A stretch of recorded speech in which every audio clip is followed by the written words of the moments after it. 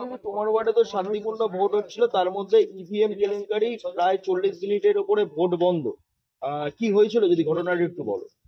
ঘটনা বলতে তো আমাদের এজেন্টটা ঢুকেছে, তারপর তো ভোটটা যখন 7টার সময় চালু হওয়ার কথা, তখন ভোটটা তো প্রায় 40 কি মানে 1 ঘন্টা পরেই ভোট চালু হলো, কেননা ইভিএম মেশিন খারাপ ছিল। ইভিএম মেশিন খারাপ হওয়াতে তো 1 ঘন্টা ভোটটা শুরু হয়ে গেল। আর যারা ভোটের লাইনে দাঁড়িয়ে ছিল তারা অনেকে আবার বাড়িও ফিরে চলে গেছে, কিন্তু আমি নির্বাচন দপ্তরের কাছে আবেদন করি, যেরকম 1 ঘন্টা টাইমটা ডিলে হয়েছে, সেই টাইমটা যদি আমাদের এক্সটেনশন করে, মানে 5-6টা পরে ভোট তো শেষ, 6টার সময় যদি ভোটের লাইন থাকে, তো আমাদের যেন ভোটটা মানে দেওয়ার জন্য ওনারা যেন আমাদের সহযোগিতা করে।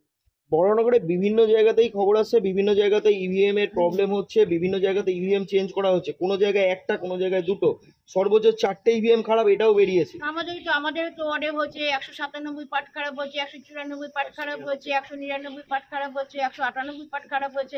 তো কি করে এত খারাপ হয়, এগুলো কি চেক করে নিয়ে আসে না? এদিকে মানুষকে হয়রানি করা হচ্ছে, ভোটের লাইনে তো মানুষ হয়রানি হচ্ছে, এই রোদের মধ্যে মানুষ ভোট দিতে আসছে, এগুলো তো খেয়াল রাখতে হবে না?